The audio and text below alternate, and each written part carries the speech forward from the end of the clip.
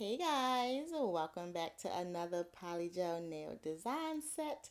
So this set here is my Sagittarius set, a part of the zodiac series.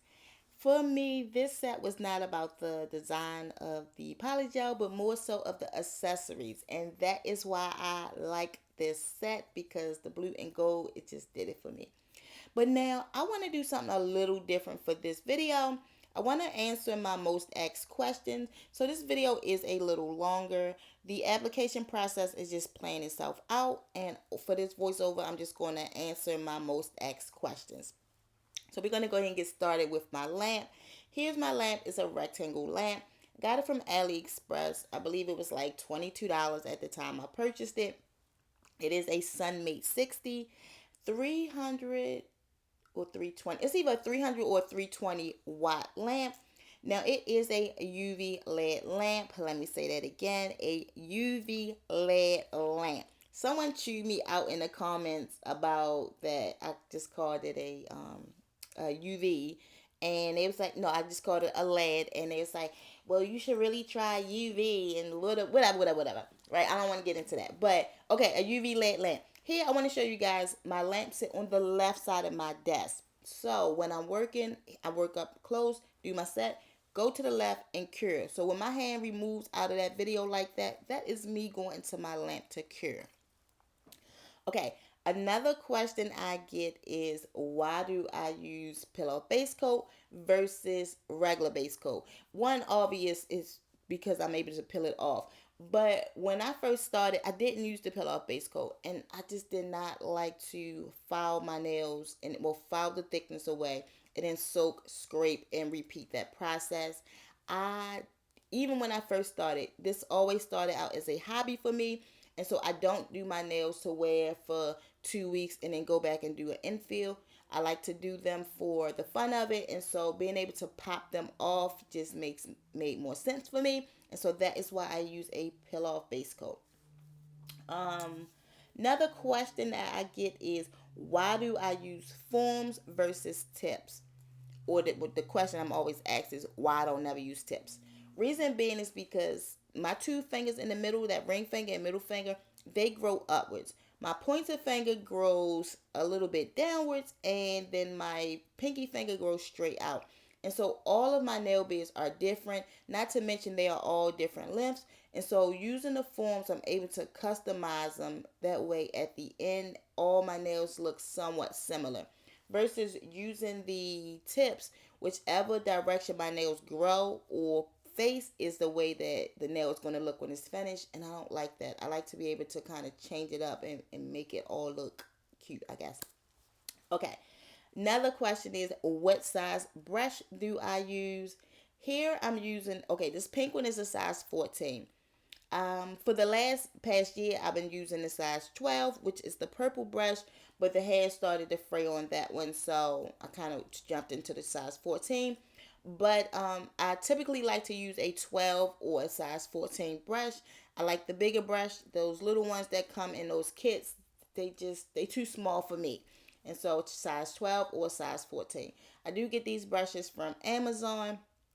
AliExpress do sell size 14 and size 12 brushes, but I personally like this one because, again, I used that purple brush for over a year and didn't have no problems with it. And here I'm still using it. I just don't use it around my cuticles anymore because the hair is kind of frayed, but the brush is still very much usable. Okay. Another question is, do I file in between my color blocking? No. I used to when I first started doing the color back. I used to file when I first started doing the color blocking, but these sets take me anywhere from 3 to 5 hours just in application, and the filing was just an extra step that I was trying to get away from doing. So now I do take a little bit longer just to make sure I get everything as straight or as neat as I can get it before curing. Another thing is, here you see me do the application and then I go over to cure.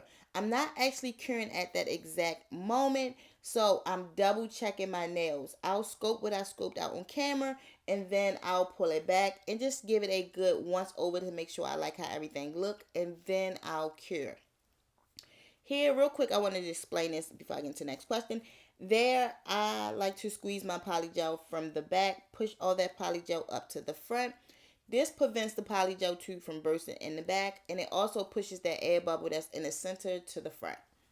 Another question, how long, so the question pretty much asks is, do every color cure or do I cure all at once? So every color on every finger gets a quick cure.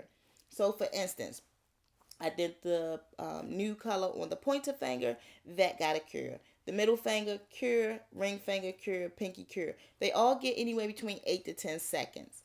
Then I'll go in with the blue, do the blue, give that an 8 to 10 seconds on the pointer finger, and then I'll do the blue on the middle finger, 8 to 10 seconds, so on, so on, so on.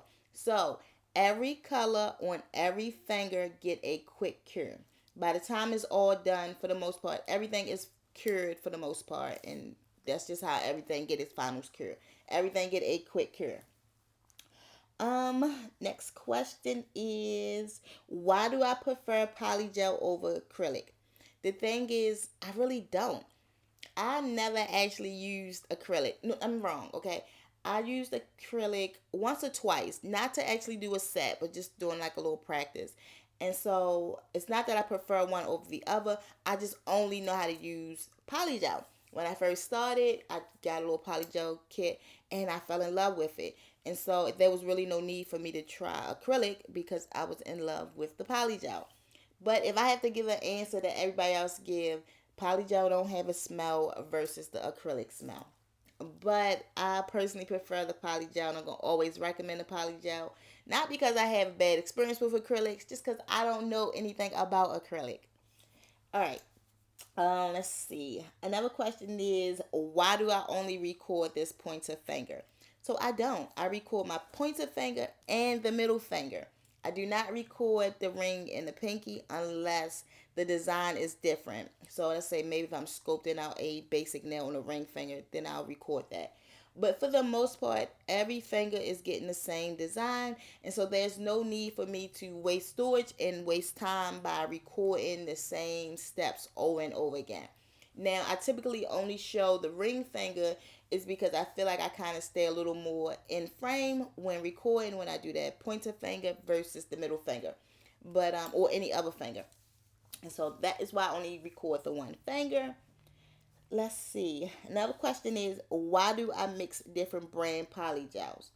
So the reason is, all the polygels, one, I have a whole lot of polygels and I need to use them all. At some point they will all get used, and so I mix them that way every brand is at least being used. Even if I don't get to every tube, every brand is being used. Another reason is because some cure soft, some cure hard, some runny, some sticky, some stiff, whatever. They all kind of have their own different feels. And so when I mix and mingle the two different polygels, I'm not stuck with working with brands that I absolutely hate using and just making that whole application process suck. So if I mix and mingle them, then I use a little bit of the ones that I like and a little bit of the ones I don't, and then I complete a set. Now, another reason is because none of these brands or companies pay me. None of them. I'm not doing any collabs with any of them. They don't pay me. It's no advertisement. And so I mixed my different brands so that way it's not like I'm doing any type of business deals with any brand. Because I'm not. Like, until someone start paying me, I will just keep on mixing the different brands so that way no one video is dedicated to any one brand. Okay. Another question I get asked is, who is my favorite brand and who is my least favorite brand? So my favorite brand at the moment is Morvan, Ajo Beauty, and Landfo. Ajo Beauty and Morvan are still available for purchase. Now, I do have some other ones that I like, but those three are the ones that I tend to reach for the most. They are just very stiff and not sticky. It's not runny. They are easy for me to work with when it comes down to using or doing color block. Now, don't get me wrong. I could use any brand of polygel, but those three are my tops. Again, all of them will get used just depending on what I'm doing. Now, my least favorite polygel is Amelie or Amelie. I'm not sure which way the name is pronounced, but I just do not like that brand. Now, they are advertised as a HEMA-free product, so that is a plus. But they are so runny and so sticky. It's just super hard for me to do any color blocking with them. It's hard for me doing any marble or ombre. It's just hard for me to use them because they are very, very runny and very sticky. Now, someone did tell me that it's because they are a builder gel. Now, I don't know how true that is, but personally, I don't think it's a builder gel. I just think it's a really loose and runny poly gel. And the reason I say that is because the way it squeezes out the tube, it separates when you squeeze it out of the tube. And with builder gel, it don't. So I don't think it's a builder gel. I do think it's a poly gel. It's just one that I just don't care to use, which sucks because they got some really, really pretty colors. But all right. Let's see. Another question or another thing. So, if you have a sticky poly gel, like some of those brands out there that's like really sticky, it is best to tap that poly gel into place. If it's non-sticky and fairly stiff, it's easier to kind of swipe it to where you need it to go. So, for instance, let's say I'm dragging down a French. If it's sticky, kind of tap it down into that French. If it's stiff and not sticky, you can kind of swipe it down into that French. So, I'll kind of explain that a little bit more next time I come across that in a set. All right, so let's see. Now, I get asked, why do I use two brushes? Reason being is because if I do a set that have solid color and glitter, I don't like to get the glitter mixed into my solid colors. So I try to keep one brush for solids and then one brush for glitters. Another question is, why do I do a lot of color blocking? I do a lot of color blocking because it's just the easiest for me. It don't require any thought. Once I go ahead and do my nail bed, everything else is just go with the flow. I kind of squeeze it on there and then just start pushing it and pulling it somewhere. So that's why I personally like the color blocking, because I don't have to actually think about the design. I just get my colors and go. Here I wanted to show you guys, although I used a dark color, I used two dark colors, they cured very well on the underside. I think I had like a little piece that wasn't cured, but for the most part, these cured all the way through, from the top, middle, all the way to the underside. So that was a plus. Because I did a video before saying that dark, or short, saying that dark colors are hard to cure. And that's not always true. They are hard to cure if they dark and they are dense or like super opaque. Then they become hard to cure through that paper form. All right, but there is the nails. A thick mess. Nothing new there. I don't have a lot of filing. Here's pretty much just the gist of it. I did go in with my green coarse bit instead of the 2-time coarse bit. I did use the green one, kind of just filed away all that bulk. But I did do a short or reel for something that was like very important detail. Now I do think I left a little clip of that in there, but I did explain it a lot better in that short or reel. But I'm just kind of show you guys. So let's say I already finished filing, and now I go in with my little hand file, and I'm just filing away. And then let's see. I'm trying to kind of give it to you guys how I did on that short reel. So let's say we filed it up, right? File, and I think I'm finished. You see all those light spots? Here, let me point them out. Light spot there, and then there, a couple over there, just all over the nails. That means that my hand file did not touch those areas, which means that these nails have dips and low spots. So just make sure when you're hand filing, you keep filing that nail until everything is chalky, everything has scratch marks, and you don't see any more light spots. Even if you wipe it off, you don't see any more light spots. So that was pretty much all for filing. There is the nails after. Again, I like my little shape and file. Let me say this too, even though I feel like I always answer this question when it's asked, but I do my thumb short because I like to play my Nintendo Switch in my free time, or when I text, or whatever it is that I'm doing. That thumb is what I reach for when I'm doing those tasks. Let's see, do I have any more on this paper? I think that's pretty much like all the major questions I had, or at least the ones that I can think of straight off the top. So now I'm just go ahead and jump back into this video. So all I did there after I finished filing and washing my hands and everything, I throw a little top coat on. And then I'm going to go in with these Sagittarius charms. These are the charms, or the word Sagittarius. They are for jewelry making. I got those from Amazon, I believe. Yeah, Amazon. Got them from Amazon under the jewelry making stuff. That's why they have the two little holes in there, I guess. So look, I'm starting to get all tongue tied and stuff. But those are for like necklace and bracelets making. But they say Sagittarius, and they was very pretty. And so what I did was put the little blue one on there, and then I added a little blue rhinestone and then a little gold heart. It's hard to tell, but the little gold one was a heart. And then cured that.